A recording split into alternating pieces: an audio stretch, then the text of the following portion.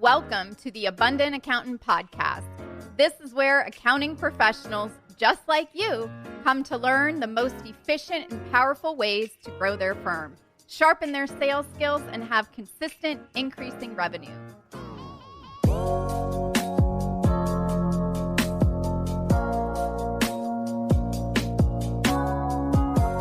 We cover topics from sales, networking, handling objections, negotiation, pricing, finding those ideal clients, and how to get rid of the ones that just don't suit you and how to set those boundaries so you can stop giving away your time, working for free, putting yourself on sale, and really start to get paid for the value and the worth that you bring to your clients. You'll learn tips, strategies, as well as hear others from personal interviews from successful accounting professionals. This podcast will show you exactly how to create the firm and life of your dreams full of abundance. Today on the Abundant Accountant Podcast, we have a very special guest. Our special guest was the lead international kidnapping negotiator of the FBI, as well as FBI's hostage negotiation rep for the National Security Council and a lot of other stuff. He is also the author of Never Split the Difference, and I'm sure you have heard of him in a few other places before. He had 24 years at the Bureau. He is trained in the art of negotiation, not only by the FBI, but Scotland Yard and Harvard Law School. And he translates all of this into the business world, which is why he is here today. But before we dive in today, I want to make sure that if your accounting practice is not where you want it to be, and you feel that the whole sales process, you feel like you're a nag, you're pushy, you annoy people, then, this is where a lot of accounting clients come to us when they're feeling frustrated and stuck. So if that's you, what I found is that you're probably not charging enough and not what you're worth, and you probably are missing a solid sales system with your accounting firm. And having this information of having the confidence to position yourself as the expert, get consistent, high-quality referrals, and have more clients say yes to you. Today, we're actually going to talk about how you want to get rid of 20% right out the gate. Then I am offering you a free coaching session so I can share this information with you. So if you want to build your firm, have confident sales conversations actually with ease, where you don't feel like you're bothering someone or being too pushy, then what I recommend you do is go to theabundantcall.com and book your first slot you see if you're committed to having the abundant life and firm you've always dreamt of, and actually spend more time with your family and relaxing instead of working so much. So once again, head on over to theabundantcall.com. Welcome to the show, Chris. Thank you, Michelle. Happy to be here. I am so happy to be here. It's probably been about a year in the making of scheduling this and making it happen. So I'm excited to have you here on the show, talking all things sales, negotiation. I know we're going to probably talk about empathy and a little bit of your background, but for all of those who might be listening and don't know you, can you just share a brief 30 seconds who you are? All right. I was the FBI's lead international kidnapping negotiator, retired FBI hostage negotiator. About 4.5 years, 5 years this May, I, myself, my son, and Tal Raz wrote a book called Never Split the Difference, Negotiating as If Your Life Depended on It. Yeah, and it's a business negotiation book. And it has been leading the business category business negotiating category pretty much since we put it out 5 years ago. That's awesome. And I have that as reading material in all of my classes that I teach with accountants now. So that is their first book that they get to read. I have a question, a bunch of questions, and a lot of them will be related to, service-based businesses and how do we deal with all these things that come up, right? And I think a lot of people here, especially this last year, have had a horrific year and people trying to back out of deals, people trying to renegotiate, and a lot of small businesses have been hit. So if we focus, on the small businesses, how would you really, this is negotiating price, okay? One of my favorite topics. But negotiating prices where smaller companies don't get a break, right? So you might be working with a bigger insurance company or a bigger whatever company, and they want to negotiate on price, and these smaller companies need it, but they're small and they pay the same amount as the big guys. What would you do in that instance? Yeah, sure. I'd be happy to. And and anything I don't cover, I'm going to throw the first commercial out here. All right. Masterclass? No, well, go subscribe to our newsletter, our blog. Go to the website, blackswanltd.com. On the upper right-hand corner, we got a blog called The Edge. We talk about this a lot. There's been a lot of negotiations and renegotiations over the pandemic and what's coming at us in 2021. So in the event that like you're not in a position to take notes or there's stuff that I missed, please go subscribe to the blog, and because we've got past articles there about negotiating the pandemic, renegotiations, all that stuff. Yeah. So the first thing I would say to all business owners, like, look, first of all, never cut your price. Don't cut your price. Yeah. If somebody's testing you on price, first of all, I'm presuming that you over deliver. The where we're starting from this point is the presumption that you're integrity-based business, and that you're a phenomenal price at your full price. You over deliver, then your price is actually a bargain. It is. So that's what we do. We over deliver. Our price is a bargain. It's very typical. So I currently work with accountants, and they not only over deliver, a lot of them give away a lot of information for free. Well, that's a secondary issue that I know. We don't want you to do that.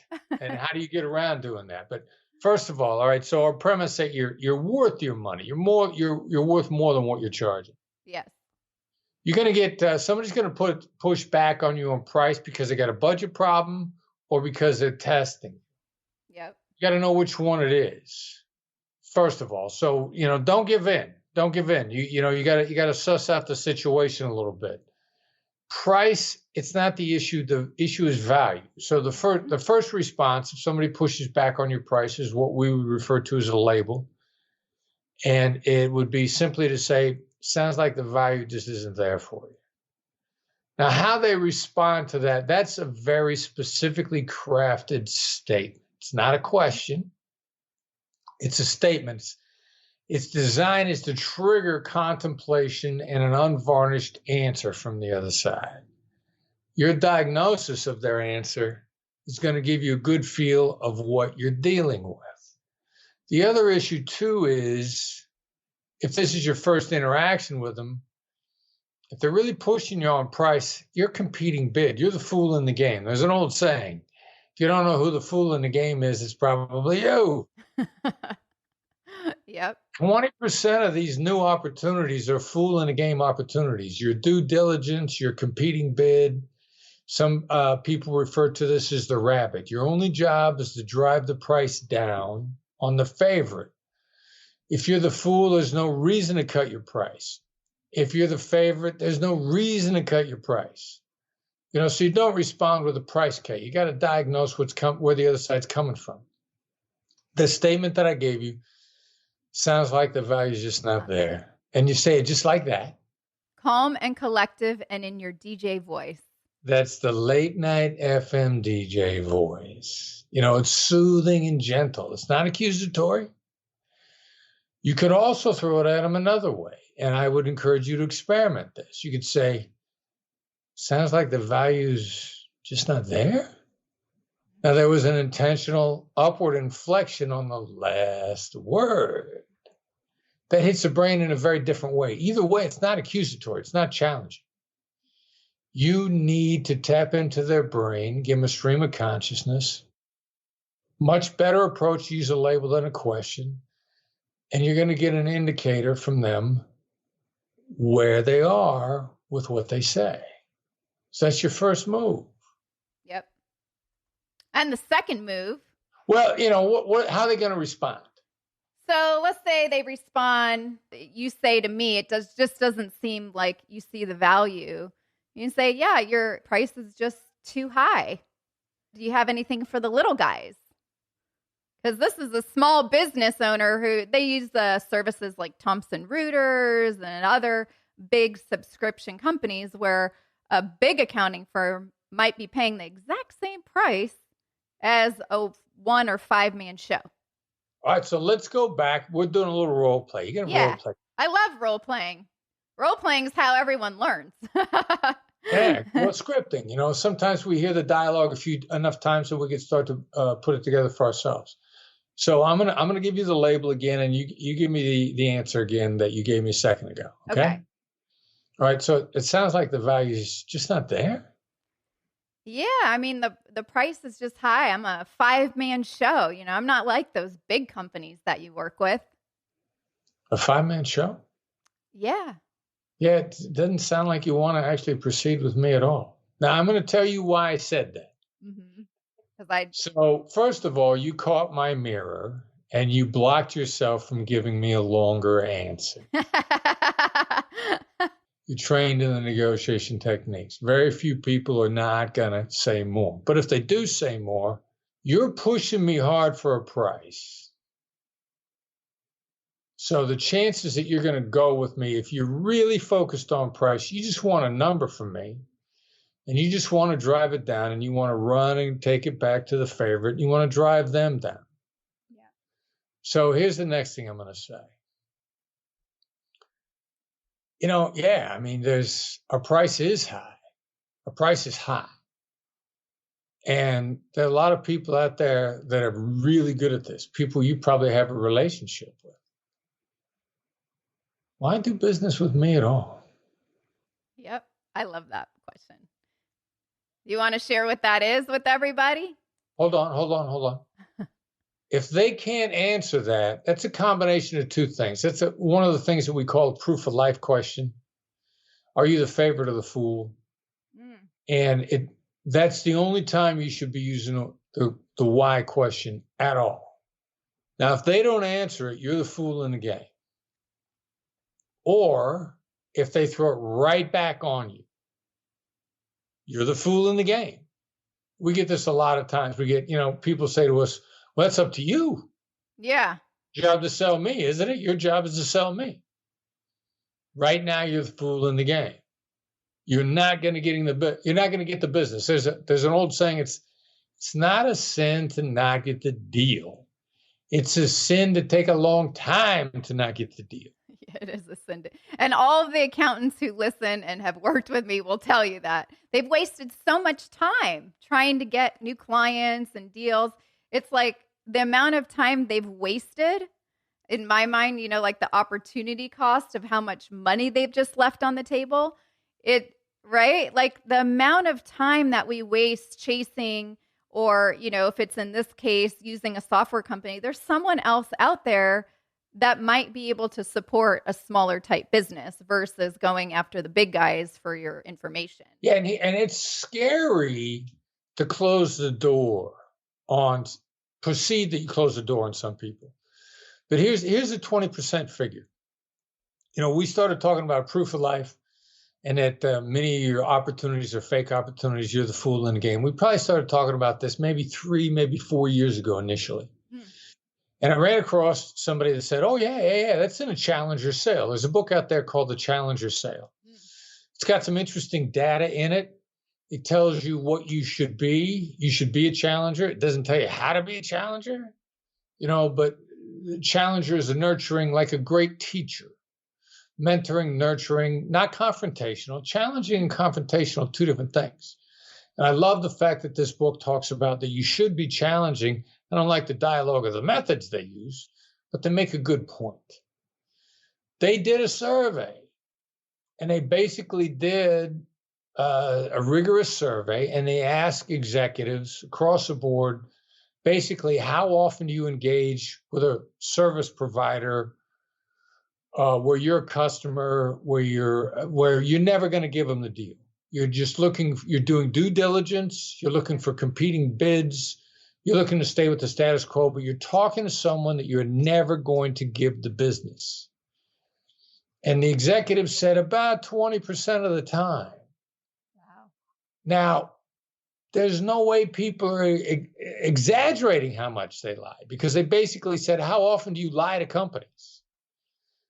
They didn't exaggerate the 20%. They would have minimized it. So the numbers got to be higher than 20%. We think in some cases the number's as high as 80%. But let's say it's only 20. Exactly what Michelle was just saying right now. Give yourself back 20% of your day. Yeah. How much more profitable are you instantly? You don't have to change a thing. You're just dealing with the 80% that want to deal with you just by knocking 20% off. You're giving yourself an instant 20% raise. Think about that. Yeah. Or how many are overworked and you feel underpaid, and that this is an opportunity if you're working 80 hours a week, which I hear from a lot of people and even just general entrepreneurs, right? I'll sleep later when I'm not so busy, and I put in 60, 80 hours a week, 100-hour weeks. I'm like, isn't sleep the most important thing? But what if you could actually sleep and rest and come to the negotiations with a clean head and be able to think clearly instead of being in a cloud, frustrated and furious and pissed off, even though it is scary to say 20%, like no to 20% of the people coming to you, because we feel like we need all the business. We can't say no to anybody. We have bills to pay. We have employees to pay. We have rent to pay. A lot of people on the other podcast are Shark Tank veterans. We all pitched on Shark Tank, and that was the thing. It was like, oh, we got to keep going. We have to keep grinding. We can't take a break. What do you think are some tools or ways for someone listening who is like, yeah, it is scary. It is terrifying, but how do you turn them away where you're not the fool? You're not the fool? Well, first of all, this is really scary for a lot of people to start out with. So here's what I ask you to do. Start tracking your interactions. And that's going to make you smarter anyway. You know, you might not be keeping your statistics. Start tracking the interactions between how many you engage with and those you close, and then start taking a look at your patterns are going to start jumping out at you. You know, are you closing business? Depending upon how they answer. If they throw it back on you, all right, make your pitch. Do it the old way. See how much time you put into them and what percentage of them you close. Yeah. Now, the other thing they could do is they'd say, well, like you're XYZ. They start giving you the parts of your value proposition that you bring to the table. Now, when they do that, you're not the fool, you're the favorite, which again, you do not cut your price. Keep track of the people that immediately shoot back to you the reasons they're doing business with you. Start keeping score. There's something called the Hawthorne effect, and the Hawthorne effect says that anything you start keeping score on, you automatically get better. There's something about human nature, just keeping track. You get more focused, you get more effective, you start noticing what makes you better. You don't even need any instruction just to start keeping your numbers, because you'll be focused more on what does well. You will find that those that tell you the parts of your value proposition that are important to them, you're going to close a very high percentage of those. Those that fail to in one way or another, you're going to close a very low, if non-existent percentage of those. Now start asking yourself how much time you want to waste on those people. Yeah. Now, there's one more thing here I want to add, though, too. Okay. Forgive me for going on. Oh, this is great. I could stay here all day with you, but we'll keep it to an hour-ish, okay? So here's the last thing. Okay. Like if you've worked on your value proposition, your elevator pitch, your sales pitch, boy, you got that baby loaded up and you want to go. Let's say you got 10 points on that and they give you 3. This is not the opportunity to go on about the ones they didn't mention. And I've seen people respond like, yeah, well, this is perfect. Now this is the opportunity to educate the other side on what else you bring to the table. No. Because when you do that, from their perception, is like you dismissed what they said and you're going on about what's important to you, and it's no longer about them. It's about you. It's very self-centered to do that. I'm sorry. Focus on what matters to them and stick with it. Now, when they ask you to cut your price, you just say, well, like, so how can I provide those things of value that you listed if you make it harder for me to do business with you? How am I supposed to take care of you in the way you want to if it's not profitable for me? Yeah. How am I supposed to stay alive? How am I supposed to stay alive? If you're going to provide value to them, this is a fair exchange of value. This is more than fair because you're over delivering anyway. Now, if they still don't want to make the deal, these are not people that are going to help you put your family in a better house, give your kids a better education, give yourself a better life. You don't have to slash your wrists for people that are not dedicated to your success. Yeah. And those are the 20% that need to go so you can have more either time or revenue by focusing on the 80 that will drive the new 20% of your top revenue. Absolutely. Yeah. Absolutely. Fire people who do not want to pay you. Fire them. Fire them. So I call those what about the people that are pushing your boundaries?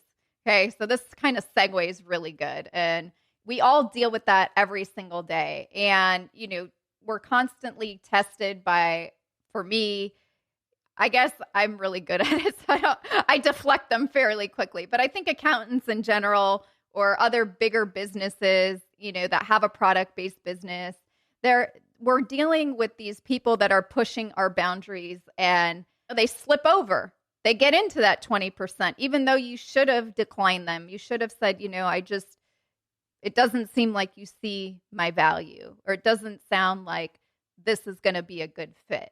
Or you've done all that, but then you still let them in. What do you recommend people do for the people that push our boundaries? Because I truly believe in the world of sales and increasing revenue and just having more abundance in life. This is step number one.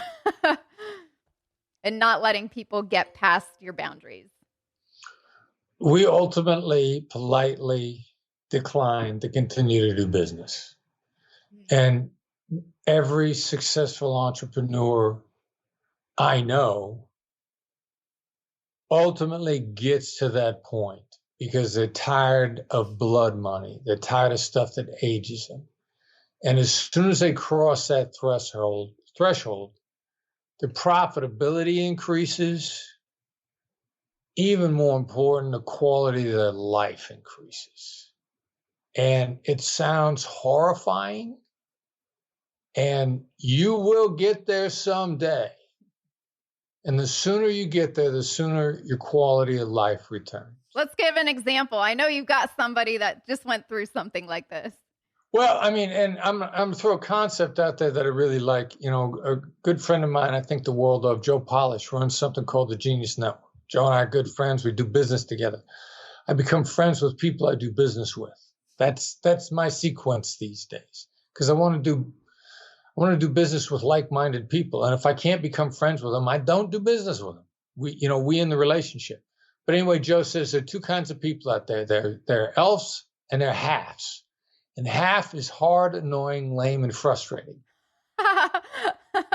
Yeah, it's good, right? Yeah, it's really good. Hard, what'd you say? Hard, annoying, lame, and frustrating. Okay. Now, awesome. Joe also points out that the L in half could also be lucrative. Mm-hmm. We still don't have half. We don't do business with half people, whether they're lucrative or not. Now, Alpha is easy, lucrative, and fun. And now, on certain occasions, somebody approaches us. They really want to do business with us, and they look half. And what we do is we simply, and my son, Michelle, well, the president of my company, Brandon, brilliant negotiator, unofficial co-author of Never Split the Difference. We've had a couple of interactions recently where he says, these people are a big pain in the neck. Mm. And my answer has been like, all right, so what would turning them into an elf look like? Mm-hmm. How would we do this to make it easy, lucrative, and fun? And we lay that out for them. And we mean it, which means If they don't want to be ELF, if they don't want to work under the conditions that we think are ELF, we're like, all right, cool. We can walk away with a clear conscience. We're not going to do business with you. We're just not. But you give them the opportunity to, like, give them a shot at it. Maybe they want to know. Maybe they're inadvertently proposing something to you that they have no idea is from your perspective a bad deal. We're at the point now where we used to just walk away, period, politely. But we're at the point now where we say, all right, so here's how this would be awesome for us. Here's how it would be constructed so that 10 years from now, we could look back on the past 10 years and say, man, that was awesome. We made a lot of money together. We did each other a lot of good. Here's what this would look like. We also say, like, if this doesn't work for you, that's cool. That means it doesn't work for us and we're going to go our separate ways. But if you really want to, 10 years from now, look back at a spectacular 10 years, this is what it would look like for us, and we'd love to do it with you. Yeah. And then everybody has the option to say no. And we find that to be a very effective approach. Better than just walking away gracefully. But also sticking to your boundaries, right? So this is for one of the questions that I got. I talk a lot about these topics, but I always love hearing it from your point of view and from all of the experience and from the tools in the book. So if you haven't read the book, make sure to purchase it on Amazon, and make sure to purchase the masterclass while you're at it. Just add that too. But these boundary pushers, I think what Joe shared with you, if they're an ELF or a half, this is a great way for you to go, okay, is this client an ELF or a half? And how do you reset the standards by sharing, here's what would be awesome if this year we could turn it into X. And if not, totally understand that and wish you nothing but the best. Yeah, amen. And boundaries begin to create predictability. And predictability breeds trust. And a great way for you to have more trusted relationships with your clients is to start adding in predictability at a number of levels. Okay, let's talk about that. Well, the first of which is setting your boundaries. Now, I do this, I don't do this. This works for me, this doesn't work for me. I can't do a great job for you under these bad circumstances and bad conditions. I can do a spectacular job for you under these conditions.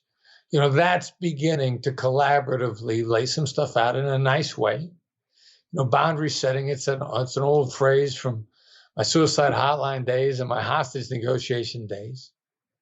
Point of fact, people are reassured by knowing where the boundaries are. They might test you a couple of times because they want to know the boundaries are firm, but it creates predictability, and predictability creates trust. And I always say trust. I mean, that's everything in the foundation of a sale and having ELFs, people you can have fun with and make a lot of money and be lucrative and make it easy. It shouldn't be so hard and stressful. And with the accountants that I work with, and some of them are listening, you know what I'm talking about. It's like you feel like you're trampled over, like you're a body laying on the ground and people just walk all over you. Or some people probably feel like it's like walking like on eggshells with their clients. Like, oh, I can't do that, or I can't say that because I've given away all this information for free. And if I charge them X this year, they're going to just walk away. And in my mind, I'm like, well, isn't that a good thing? They're not an ELF. Yeah, so I love the ELF analogy, and I think a lot of people can connect and relate to that. Was there a third thing for predictability in that translates into trust by, number one, setting boundaries, and two, putting together collaborative efforts that each person, I guess, commits to, right? So if you give someone a task, they actually do it. Yeah. I mean, well, it seems silly, but, set boundaries on when you'll take calls. Don't take calls on a weekend. Don't respond at night. Many of you that are really relationship oriented. That's me. Somebody emails you at 10 o'clock at night. You're like, I got to respond. I want to show them that I'm there for them. No, it's not behavior that you want to condition them that you're going to respond at 10 o'clock. You don't maintain your best self for them by responding at 10 o'clock at night. Also, the more regularly scheduled your interactions are, if you're taking care of them, if they've asked a question, let them know that you heard the question. Even if you don't answer right away, got your question. Here's when we'll get back to you. Mm-hmm. Give yourself extra time. Yeah. What do you call that? When you're communicating the steps throughout the process and letting them know. So a lot of people, I think, listening, and I'm sure you've dealt with that too, it's your clients and the people you work with are clueless. They have no idea what's going on because we're not leading the ship properly. And I think to have really good negotiations and sales is really keep setting the expectations of what the client can expect. Yeah, absolutely. And even the smallest things is tremendously reassuring to the person on the other side. Tremendously reassuring. Don't put short deadlines on yourself. I hate the thing. It incenses me when somebody says, "I'll get back to you in 5 minutes. I'll get back to you in 15 minutes," and they don't make the mark. Yep. I hate that. Everybody does it. Because I'm going to take you at your word. If you say you're going to get back to me in 15 minutes, I'm like, cool. I can plan out my next 15 minutes. But if you don't do it, you start to condition the other person that you're not a person of your word and you're unreliable. If you're not going to get back to them for 45, it's crazy how often this happens. How often does that happen to you? Like last week.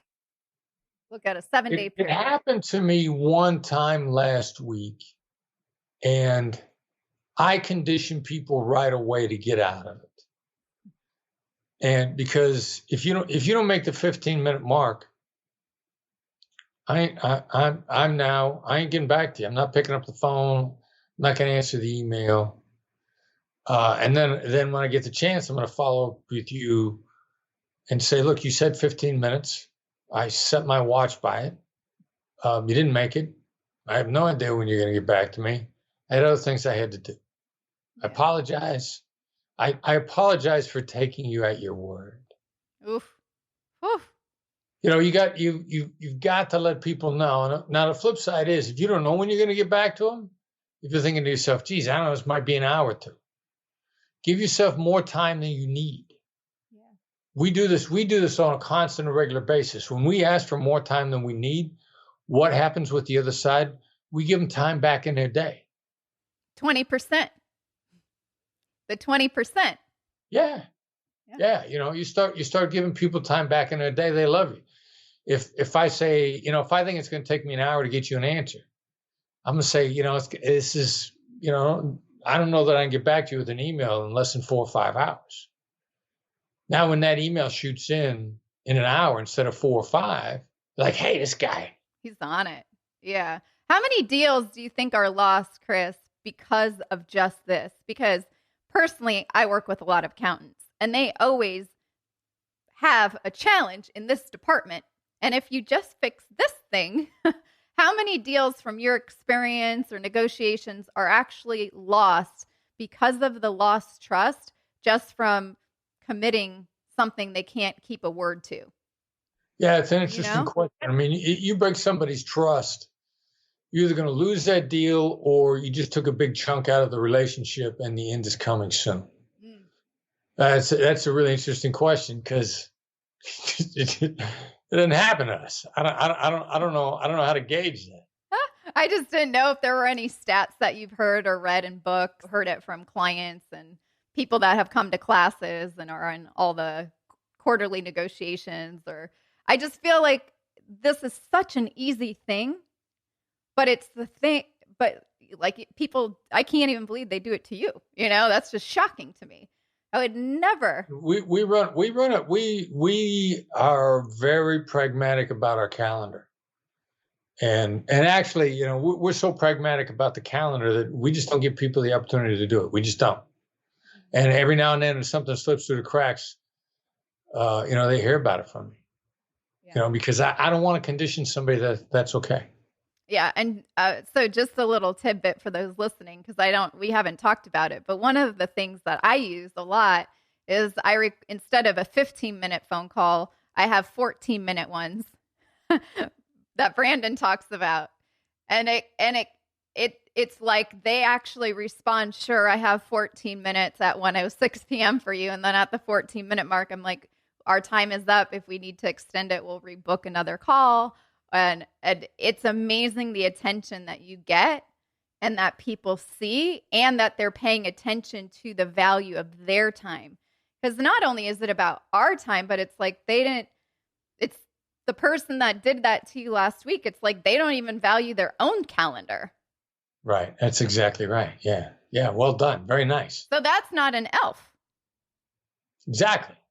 Or wait a second. Which one is not an elf? The person that would have disrespected your time last week, that's actually the first kind of boundary pushover that's like a red flag. Yes. Yeah, exactly. Exactly. And they're sucking the life out of you. And those people just don't last in our world. No, they don't last in my world either. But I just thought about that. I'm curious, do you have any more books coming out? Any more, like, what's on deck for you? Because I know people have probably asked you. I know my community has asked me, what's on deck? We have got a book coming out in May on the 5th anniversary of Never Split the Difference. Oh. We're going to put out the book that the subtitle is The Missing Manual for Never Split the Difference. Since the book came out, we've learned a lot. We've got some tweaks, some pieces that we didn't talk about in the book at all. And it's going to be written primary voice. It's a collaboration between myself, my son Brandon, one of our business associates that helps coach our business, Jonathan Smith. John Vircher is going to be our writer from Scribe Media. But it's in Brandon's voice. Brandon's point of view. Very cool. Really excited about this book and the impact that it's going to have when it comes out in May. Awesome. How can they get early access to it? Well, if you subscribe to the newsletter, I'll give you another way to subscribe. We got a text to sign up function. Perfect. You send the message Black Swan Method, 3 words, BlackSwanMethod. Case, not case sensitive. And what about a space in between Black Swan Method? Good point. Yeah, space in between. Okay. Send it to the number 33777. That's 33777. Okay. You will get a response text asking for your email. Signs you up for the newsletter, which is free, but better than that, it's concise. It's really good, everybody. I read it. I take notes. I have like a whole sticky note of notes, and I've already like done the classes and everything. I still read it. Yeah, no, it's extremely valuable and useful. It's not just like your regular typical blog. Yeah, thank you very much. Yeah, and by making it concise and there isn't 50 articles, there's one actionable. And the things we're talking about today, the label ideas, the empathy statements, all of the like, oh, well, what should I say if someone's trying to, let's say, back out of a deal during COVID? Like the actual statements from you, Chris, are written there. I mean, you could literally just copy, paste, and start your own document. I mean, that's what I've done. So, there's great ideas in addition to your own ideas to get you thinking in that way, because it is a different way to think. Amen. Thank you very much. Yeah, and we script out as much as we can. Yeah, the scripting is super helpful. And okay, so that's great. Now, what about if we transition, or was there anything else for predictability, which creates trust, and anything else on the boundaries that you want to make a touch point on or cover that we didn't talk about? I think that's a good start. I think we're good. Yeah, I think that's a good start. Okay. So what about when there's regarding errors and resolving conflict that follows? So let's say you get a new client, you get a new deal, and then there's maybe a mistake that happened, an error or conflict, and it could be something that a client made up and not true, or it could really be an error that, for example, an accountant made, or maybe there was a price error and you said the wrong thing. because you didn't calculate your cost of goods sold correctly if it was one of those situations. But what would you recommend as far as, I guess this comes down under conflict resolution after you get a client? Yeah, well, you deactivate the negatives by just calling them out. You know what you're afraid they're thinking. You know what you want to say. Look, I don't want you to think this. I don't want you to think that. Instead of saying, I don't want you to think, say, you probably do think. That 2 millimeter shift is horrifying to most people. But that's the absolute best way to deactivate the negatives. You don't get rid of the elephant in the room by saying the elephant ain't here. I don't want you to think there's an elephant in the room. Yeah. There is an elephant in the room. The only way to deal with it is, there's an elephant in the room. You call it out directly, fearlessly, calmly. And if the relationship is repairable, that is the only way to fix it long term. Which is why you have to have the trust. And it builds trust simultaneously. The interesting thing about these negotiation techniques that we're talking about, hostage negotiators need to fix problems and build trust simultaneously. So they're all designed to gather information, to fix problems, to build trust all at the same time, which seems like a really indirect method, actually saves you a lot of communication time. It accelerates the process. Yeah. And as we've experienced, because I've been on the suicide chat hotline, it saves lives, which is even... Yeah. Right? I mean, it's amazing what building trust can do in personal relationships and how it translates to the business in the exact same way. Yeah. And when the other side has real problems they need to talk with you about, by building that trust, they feel like they can talk it through with you. Do you have a real life example that we can walk through to give them scripted things that you've said before in a situation like that, where you've gotten into a deal or there was some sort of new client brought on and you realized you made a mistake or there was a misunderstanding of sorts? Like a real case study? I can't think of anything specific off the top of my head. I mean, I'm sure we script this a lot for clients who are fixing these kinds of... Oh, perfect. Let's use one of their examples. And it's just really like, what would you call out? You probably think I'm an idiot. You're not going to like what I have to say. You probably think I'm an idiot. You probably think I'm greedy. I mean, make a list, or as we say, do an audit of all the ridiculous, sane, unfair, negative responses that they might have. Like either they're going to accuse you of doing it on purpose, which makes you greedy, and they're going to think you did it by accident, which makes you stupid. Yeah, it's possible for people to have these simultaneously contradictory accusations at their head. Like either you are greedy or you are stupid. How could you be both? Well, as human beings, they're going to harbor both of those thoughts. So we go after them right up front. You probably think I was asking too much. You probably think I'm sloppy. You probably think I'm lazy. But what's going to happen is if the negatives are there, that is the best way to deactivate them and keep them deactivated. The crazy thing is you don't plan negatives by doing that. You actually inoculate from further negatives occurring to them on down the line. You're proactive, you're preemptive. That scares a lot of people because they say, no, I can't do that. Because they're going to say, well, I wasn't thinking that, but now I am. Thanks for bringing it up. I do think you were lazy. I didn't think it before, but I think it now. That doesn't happen. Ever. What happens is, if you said you probably think I was lazy and sloppy and they didn't think those, they'll say like, no, you're being a little hard on yourself. That's where you want to be. You got a working relationship at that point. And then how would you resolve the error after you gave them you called out the elephant in the room, as Chris called it. It's an accusation audit. And you list out your top 5 or 10 things that make you look like this idiot, or that I can't believe they just, let's say paid you $20,000 for this project when really it needs to be $50,000. Oh, if you Yeah, underbid. underbid or you miscalculated.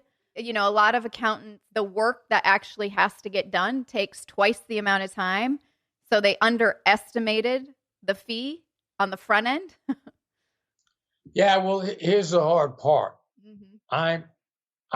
We deliver what we agreed to deliver for the price we agreed to deliver it at.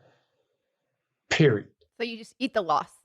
We eat it. Now, we may not do it again, Right. but for us, our reputation is so important to us that if we're the ones that made the mistake, we're going to eat it. Yeah. We just are. They're never going to get that price again. I reserve the right to be smarter today than I was yesterday. So ideally, we just learned and we're going to change. Learning is really the key to success in business. You just got to learn a little bit every day. And not make the same mistakes as yesterday. Right. The learning organization beats its competition, period. That's why I'm not the least bit concerned about anybody ever passing us by in terms of how good they are at coaching and negotiation, even the strategies, because we're adding to them constantly. We are a learning organization. We probably know more about negotiations today than we knew a month ago. I mean, we're so focused on, we love it. We love negotiation. So we love learning and getting better constantly. But if you, for me personally, if we underbid something, which, it hasn't happened to us that I can think of lately, we deliver because our credibility is our currency. Oh, and that's pretty much what I tell them. But also, if we think something's going to be 5,000, well, just charge 15 for your services and you should be okay. I've learned a lesson of threes, and I don't know if yours is different, but for an accountant or a project, right, on a build out or whatever, it always takes 3 times as long. It always costs 3 times as much as I've always thought in the past. And I think a good rule of thumb is sometimes, like what we were talking about in the beginning, the value of our own self and our own time. And it all comes down to the value of your time and your calendar. And if we can't even get that right, then how are you going to get your pricing right? Yeah, it's a good challenge. And we want to be optimistic. This little bit about telling somebody you're going to be there in 15 minutes when you're not going to be there for 45 minutes to an hour. If you're struggling with this, start keeping track of time right now. Yeah. I will tell you before you're halfway through January next month, you are going to keep a really close, you're going to know your time. Now, if you're not keeping track, I'm with Michelle 1,000%, you're going to underestimate it. Give you an example. Yeah. When I was with the government and the FBI, and time didn't matter because we were going to get paid no matter what. Like we put massive amounts of time into our instructional blocks. And so then I got in the private sector and somebody wanted us to write some instructional blocks. And they said, we're happy to pay you for your time. Tell us how. And I said, I got to write this. They said, well, how long is it going to take you to write them? And I had no idea. I actually thought there was maybe a 1-to-1 ratio. Like maybe it took me an hour to write an hour's block of instruction. But just for the fun of it, I Googled it, because you can Google anything. Okay. And I saw numbers that ranged from 20 to 80 hours. Wow. Instruction. So I thought, that's crazy. These people are stupid. That's crazy. It's never going to take that long. So I think we estimated it out of 10 to 15 hours. But then we started keeping track. And I realized that we work so hard at constantly getting the wording right, at testing, that the 80 hours, 80-to-1 ratio was actually a pretty good ratio. Wow. So if you're not used to keeping track of your time, start today. Start right now.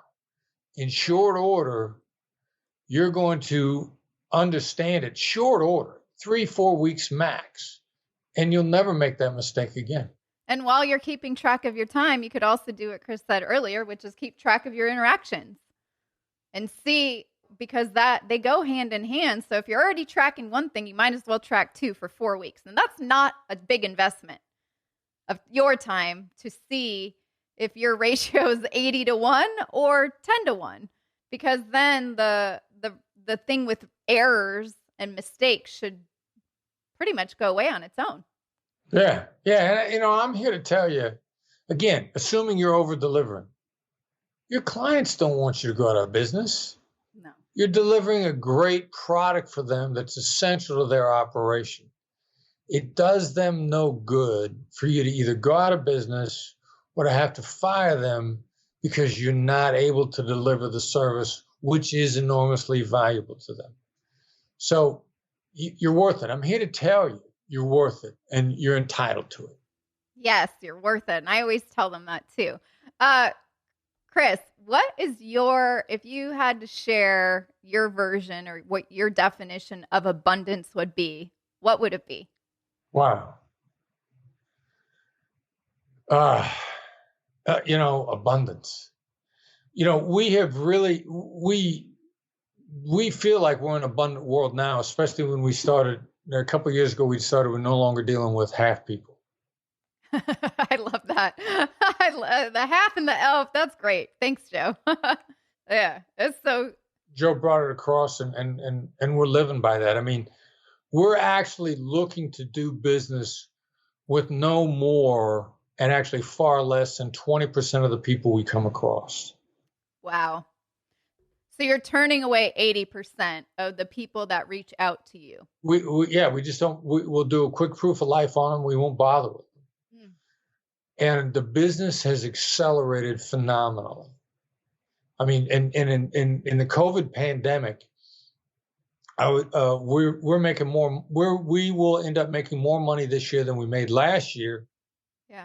And all our business used to be in person. So I can't remember when the lockdown first started. It was January because I was at your in-person last class, your first and last of 2020. So all of our revenue streams, not all of them, 95% of them got just slammed shut on us. Mm-hmm. And because we have an abundant mindset where we don't do business with everybody, and our good fortune was we were already virtual, so we didn't have to pivot to running the company from a virtual platform. And we run on a system called the Entrepreneur Operating System, EOS. And we pivoted and we're making more money because we're not willing to cut our price. We're not willing to deal with hard, annoying, lame, and frustrating people. And we find, and since the abundance mindset is a positive mindset, you're 31% smarter in a positive frame of mind. So we made the pivot, and we didn't hit our income target, but we made more money this year than we made last year. Love it. Is there anything else you want to share today? Any last words of wisdom, advice with the listeners today? And again, for those of you that want to, for everyone listening, you need to go and make a text to Black Swan Method. Black Swan Method with a space in between to 33777. Yep. Yeah. All right. So the last thing I want to say is look, you're worth it. Don't cut your price. Don't cut your price. You're worth every dime you charge. You do not have to deal with clients that it's blood money. You don't. There are more than enough people out there that want to do business with you. And everybody that's wasting your time or making it difficult to work with you is keeping you from the people that would love doing business with you. Do not let the half people keep you from the elves. There's more than enough of them out there. Give them a chance to find you by getting away from the hard, annoying, lame, and frustrating people. Awesome. Well, thank you so much, Chris, for joining us here today. It was an honor to have you and grateful for your time. I'll put all that in the show notes too. So all you have to do is just click below. Thank you, Michelle. A pleasure to be on with you. Thanks for having me on.